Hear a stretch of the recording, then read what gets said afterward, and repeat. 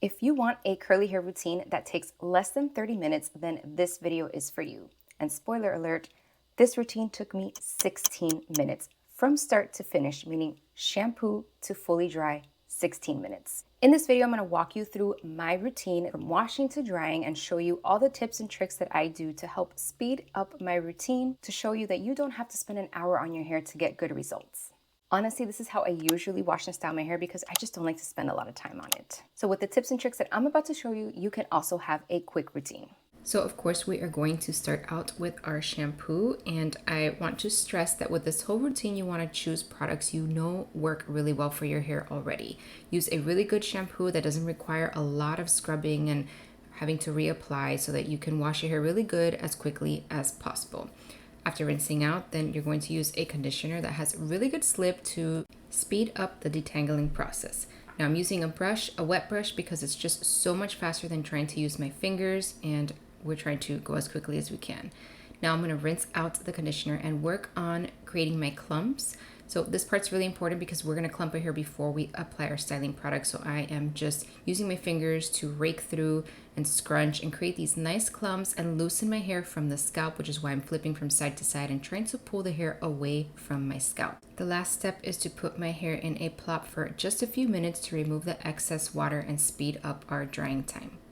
All right, so that whole part took 7 minutes in total. So shampoo, condition, detangle, get my curl clumps, and put it in a plop was 7 minutes. And then I had to move over here and set up. So I don't know how much time it would really take to move to the next step. And how long you leave your hair in a plop is going to affect how well your products hold, how much frizz you have. I don't want my hair to get too dry, so I want to take it out as soon as possible so that my curl clumps are still intact and I can apply my styling products to them. So that's what I'm going to do now. So we can see my clumps are still good. They're not starting to frizz or dry yet, which is great. If you leave it in the plop for too long, that can happen, and then you're going to start to see some frizz, and you don't even have your styling products on yet, so that is a problem. All right, so the next step is once you get here, you want to use, again, styling products that you already know. These always, for the most part, work really well for you. You usually get really good results with them, and you want to keep it as minimal as possible. So a one and done styler or a combination of just 2 stylers to make it as fast as possible. I very, very strongly recommend a strong hold or medium to strong hold, because those are stylers that help your style last longer. They help reduce frizz, and you usually don't need to layer a bunch of stuff. So if you need to leave in a cream or a leave-in conditioner or something volumizing, put that first, and then you want to apply your main hold product, which should be a mousse or a gel. If you're trying to just use like creams and foams, you're not going to get very far. So I'm just going to use a gel.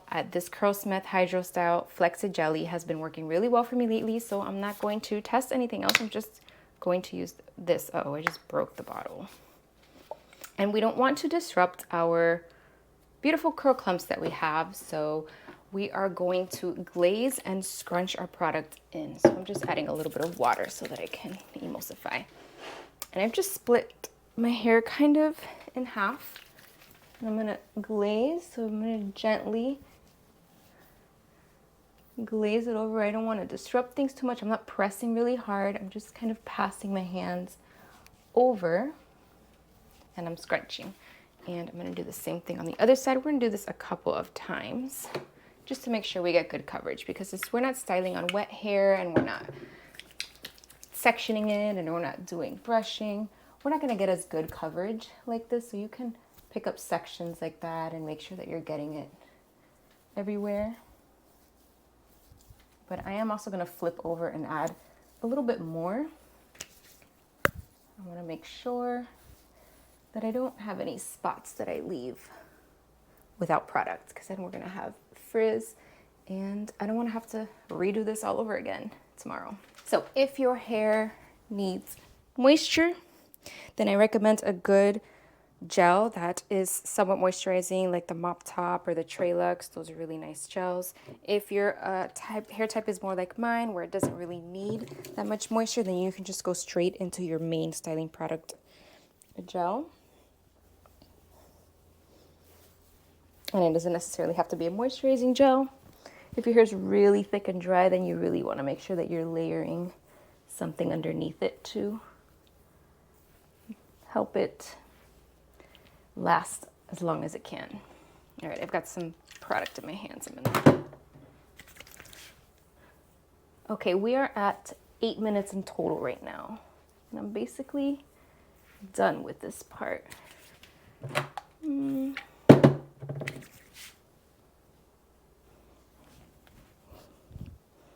All right, now I'm gonna take my hair towel and do a quick little micro plop just to really make sure that it's not too wet so that it can dry faster, because the whole point here is speediness. So we're gonna remove a little bit of excess product, not too much, and a little extra water.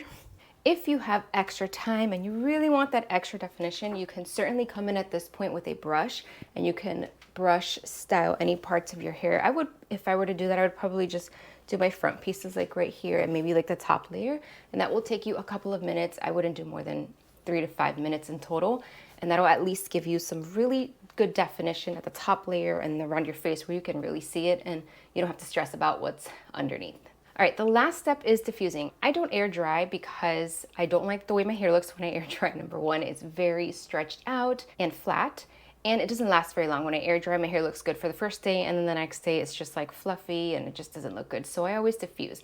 And the good thing about diffusing is that you lock in your style as it is. So I'm locking in these curl clumps as they are right now. So I'm gonna have a lot less frizz. I'm gonna have more longevity. Style's gonna last a lot longer. It activates some styling products, so that increases the hold and what they do, right? The function of the product. And you don't necessarily have to diffuse fully dry. You can just diffuse for a couple of minutes to set your cast and set your style and finish air drying the rest of the day. So this part is the part that probably is going to vary the most based on how much hair you have. But do keep in mind, the more product you have and the wetter your hair is, the longer it is going to take to dry.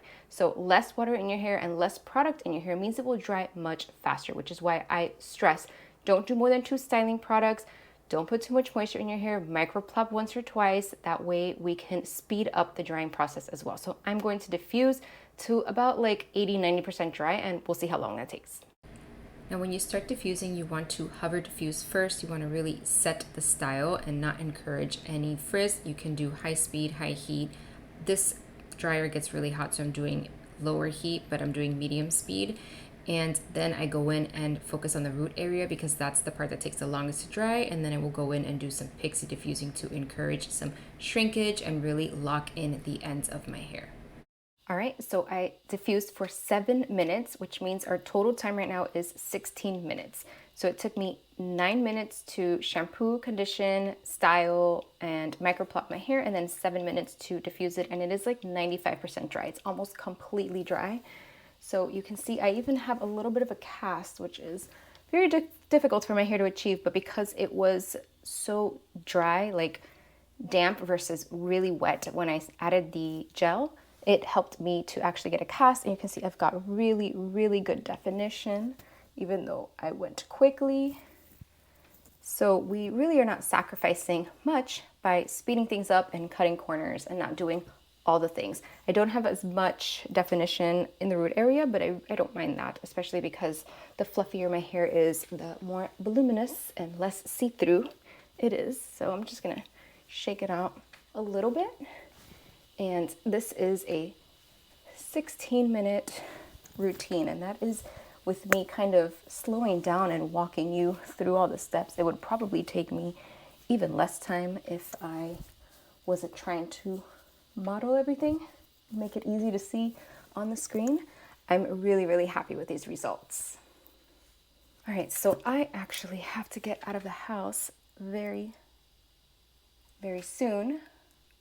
So this was like a real time crunch for me. I really did not have a lot of time to style my hair, and this happens to me a lot. So this is why this is the routine that I usually do. This is the one that I usually stick to. All right, so now that you know how to wash and style your hair faster in under 20 minutes, hopefully, if you also want the fastest way to get ultimate definition, you can pair this routine with super quick brush styling, and I show you exactly how I do that in this video, Bounce Curl Brush Tutorial. In this video, you'll learn how easy it is to use this brush to add definition, and it really only takes a couple of minutes. So just click the video you see on your screen, and I'll see you there.